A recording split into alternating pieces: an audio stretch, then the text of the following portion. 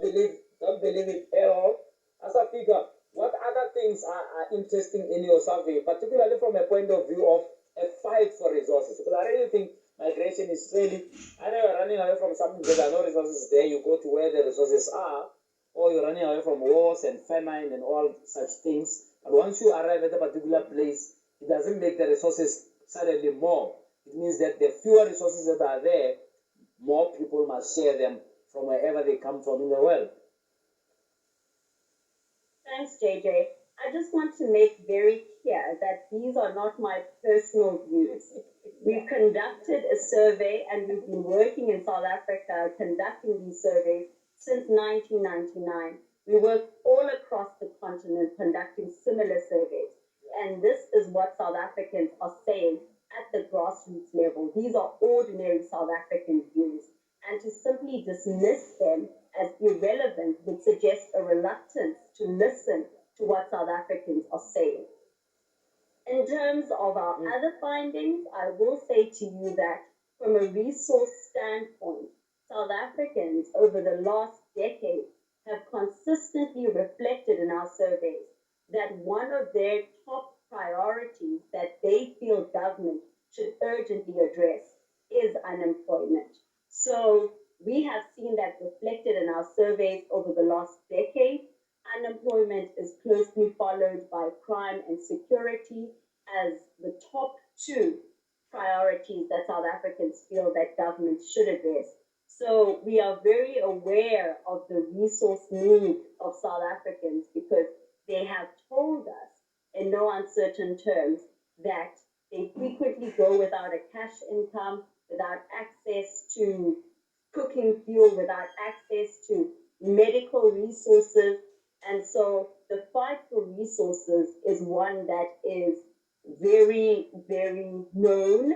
And we are aware of that as an organization. And we put our research findings out into the public for other academic researchers, for analysts, for policymakers to do with what is necessary, which is to respond to what South Africans are saying. Yeah. How do you respond to this thing? Okay, let's not haggle over the numbers and so on. There's clearly a divided approach to this. In other words, not every South African think the same way about how we should be dealing with foreigners. What we have done as Operation Dudula is often accused, right, of fueling foreign sentiment, number one. Number two, right, the president himself has labeled you a vigilante group. Just tackle those two things for me. Okay, let's start with the president labeling Operation Dudula a vigilante group. Yeah. What is vigilante? In other words, taking your law into your own hands.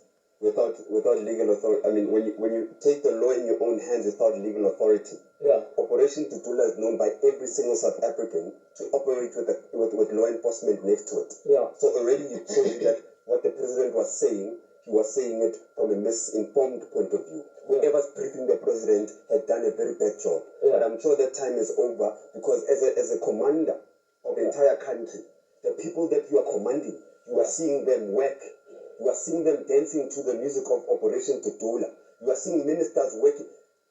Before Operation Dudula, you didn't even know who's the Minister of Home Affairs as young people in this country. You didn't know who's the Minister of Labor as young people in this country. Now the country is operational.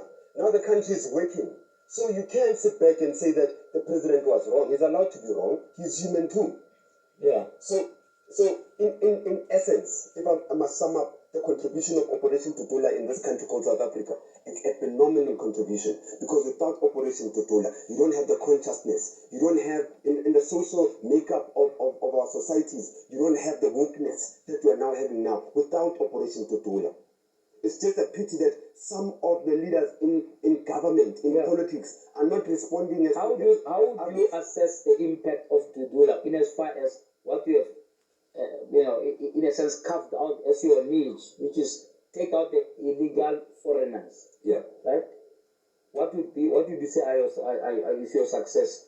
Do you think that you have managed to get to root out illegal foreigners? You've been in existence for a few months now. Oh yes, look, we've been able to to get the minister to work and operate. The minister's success is our success. The Minister of Home Affairs, that is, the Minister of Labor, successfully changing some policies in the labor departments. That is success that we also take as our own success. Yeah. Just the general society being able to articulate the illegal foreign or illegal immigration policies of the country. Before, it was not fashionable for a young person to be able to speak migration. Now they do. Why? Because we are here and flooding the space and we're making sure that that is the conversation of the day. If you look at Twitter, if you believe in anything that is trending on Twitter, which I don't, by the way, but if you believe in all those things, then you'll see that we've been number one trending on Twitter for months on end.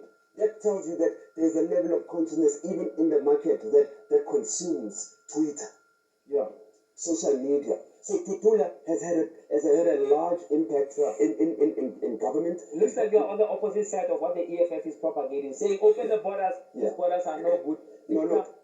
Can you tell whether there's a happy medium here? Because it looks like Operation Dula saying was successful, illegal immigration must just know it's a red flag, we're going to get them out.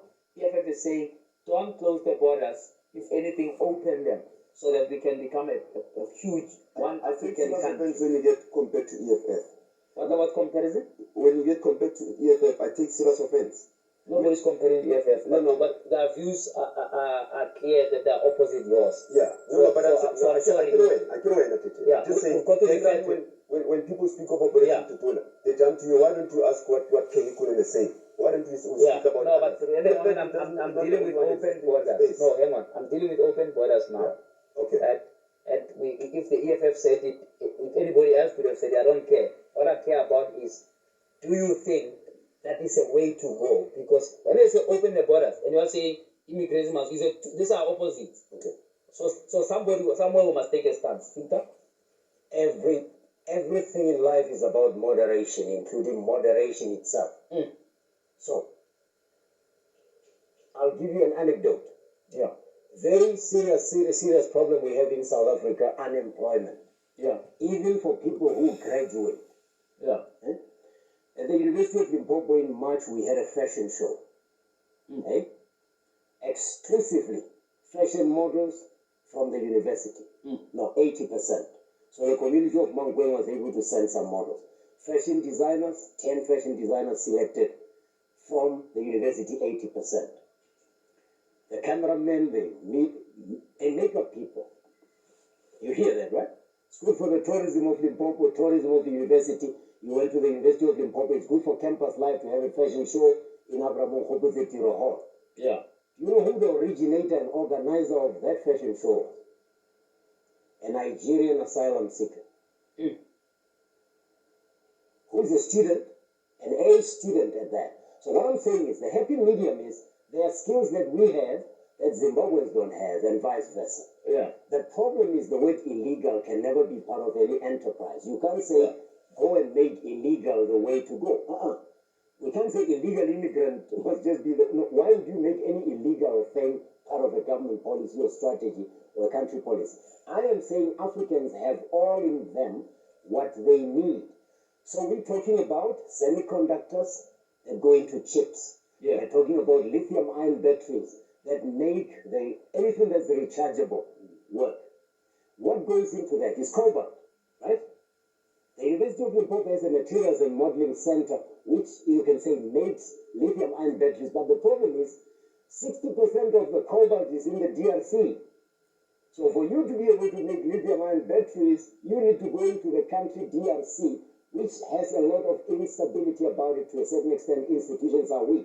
So my point is, if you have an Apple phone, Samsung, Huawei, and you made a lithium-ion battery in Korea, South Korea, you owe the people of the DRC something. So the happy medium you're referring to is there are skills from all over the world, there are resources from all over, there are Africans from all over that can find solutions to fill each other's gap. By the way, the African Continental Free Trade Area is about exactly that. So if we're talking about happy medium, there are jobs that we don't need to import in South Africa, definitely. There are jobs that we have to import. The medium is exactly making sure that you balance that. But also not just worry about importing jobs, worry about making South Africans exportable by teaching them the skills that will make them exportable, that they go elsewhere to work. then it's a happy medium. That's what I want Operation Tutula to also incorporate as its campaigns. Yeah. Because then he's right. Pressure groups, I don't call him a vigilante group, pressure groups, community organizers, I consider him a cross between community organizer and a pressure group, an activist, right? You may like his methods, you may hate them. But what is he asking for? If he's asking for something that's progressive, more and more people will listen, including the government and the investors. Okay, after the break, I want you to give me your parting shot about what should be the way forward, right? What should be the message to people like Home Affairs, people like Minister of Labor, people like the President, about how to tackle this in the context of trying to build an Africa? Because I've not heard enough from Tutula about your Pan-Africanist vision, right? Is it there somewhere part of the mix? Or you are just simply saying, to hell with foreigners, they must get out and get onto a trade? I want to ask my guests to round off that conversation after the break.